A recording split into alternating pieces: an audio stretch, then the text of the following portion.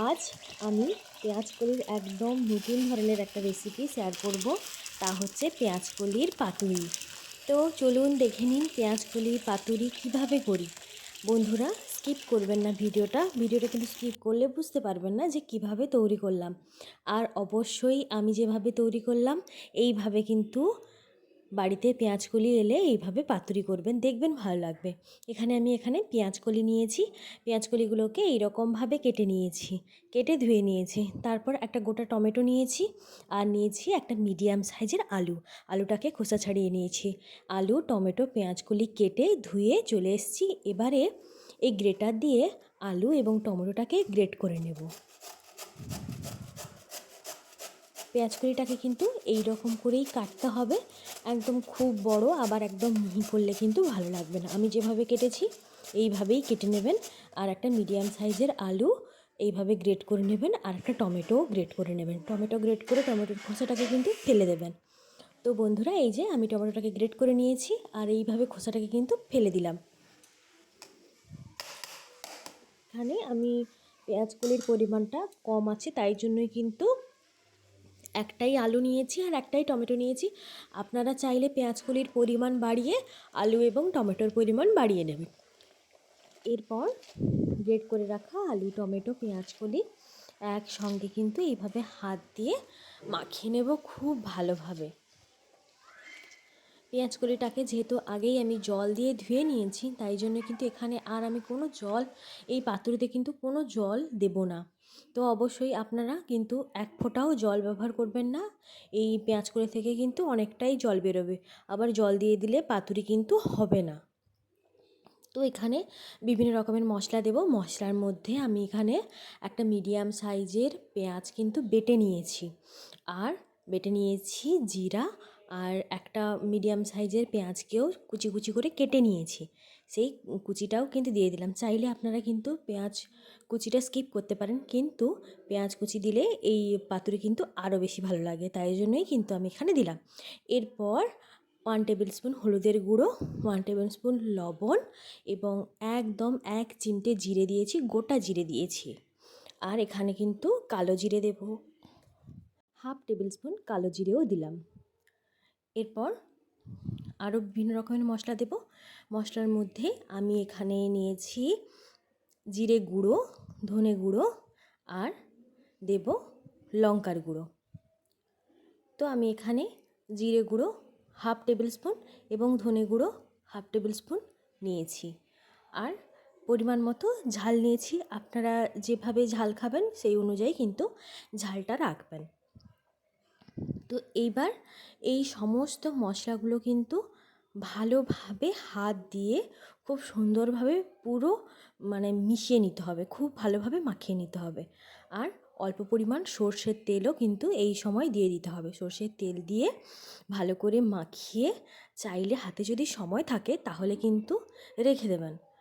হাতে যদি সময় থাকে তাহলে ওই 30 মিনিট মতন রেখে দেবেন, আর যদি সময় না থাকে তাহলে কিন্তু সঙ্গে সঙ্গে পাতুরি করে নিতে পারেন, কোনো কিন্তু অসুবিধা নেই। তবে রেখে দিলে আরও কিন্তু ভালো হয়। তো হাতে যদি সময় থাকে অবশ্যই এইভাবে মাখিয়ে 30 মিনিট রেখে তারপরেই কিন্তু পাতুরিটা তৈরি করে নেবেন। একদম চটজলদি কিন্তু এই পাতুরি হয়ে যায়, খুব একটা বেশি উপকরণের প্রয়োজন হয় না। এই মশলাগুলো তো সবার বাড়িতেই থাকে, তাই কিন্তু এইভাবে কিন্তু একবার পাতুরি করে নেবেন। তো আমি কিন্তু এখানে খুব ভালোভাবে মাখিয়ে নিয়েছি।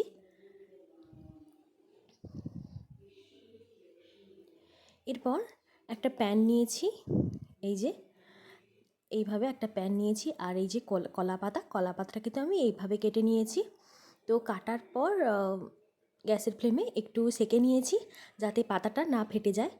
তো আমি এইভাবেই কিন্তু পাতাগুলো প্যানের চারপাশে এইভাবে রেখে দিয়েছি।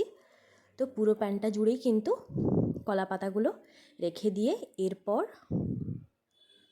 পেঁয়াজকলি, মাখিয়ে রাখা পেঁয়াজকলি কিন্তু এর ওপরে দিয়ে দেব,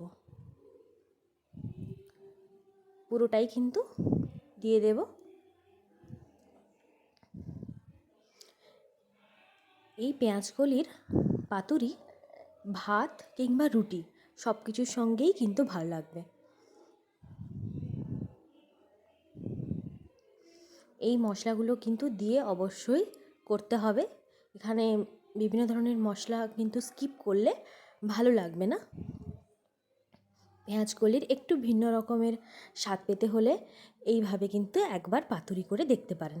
তো আমি এখানে সমস্ত দেওয়ার পর পেঁয়াজকলিগুলো এভাবে থালায় মাখিয়েছিলাম, তো থালায় একটু মশলা ছিল, সেই মশলাটা কিন্তু পরিষ্কার করে দিয়ে দিলাম। এরপর হাতে তেল নিয়ে, সর্ষের তেল নিয়ে চারপাশে ছড়িয়ে দিলাম। ছড়িয়ে দেওয়ার পর ওপর থেকে আরও একটা কলা পাতা দিয়ে ঢাকনা দিয়ে গ্যাসের ফ্লেম একদম লো করে বসিয়ে দিতে হবে।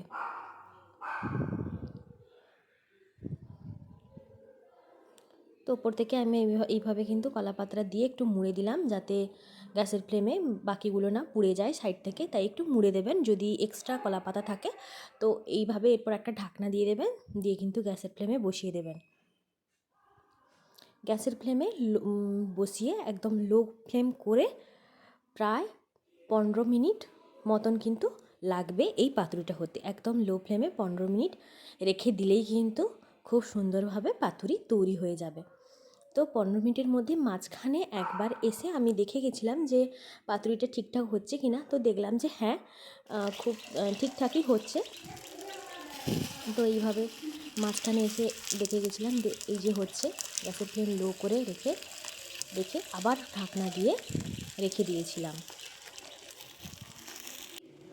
টোটাল 15 মিনিট লো ফ্লেমে রেখে দিলেই কিন্তু এই পেঁয়াজকলির পাতুরি তৈরি হয়ে যাবে। চলে এলাম 15 মিনিট পর, ঢাকনা খুলে দেখছি যে হ্যাঁ, একদম কিন্তু পাতুরি তৈরি। তো খুব সুন্দরভাবে তৈরি হয়েছে। কলা পাতাটা দেখুন কি সুন্দরভাবে তৈরি হয়েছে। একদম পারফেক্টভাবে এই পাতুরি তৈরি করে নিলাম। তো ভাত, রুটি সব কিছুর সঙ্গেই কিন্তু এই পাতুরি খুবই ভালো লাগবে। অবশ্যই কিন্তু এইভাবে তৈরি করবেন আর আমাকে জানাবেন কেমন লাগলো আজকের এই রেসিপি। আজকের মতো টাটা, দেখা হচ্ছে পরবর্তী রেসিপিতে। সবাই ভালো থাকবেন, সুস্থ থাকবেন। আর বন্ধুরা, আপনি যদি আমার এই চ্যানেলে নতুন হয়ে থাকেন তাহলে প্লিজ চ্যানেলটিকে সাবস্ক্রাইব করে দেওয়ার অনুরোধ রইল। আরও একবার আমি পাতুরিটাকে দেখালাম যে কতটা সুন্দর হয়েছে পাতুরিটা।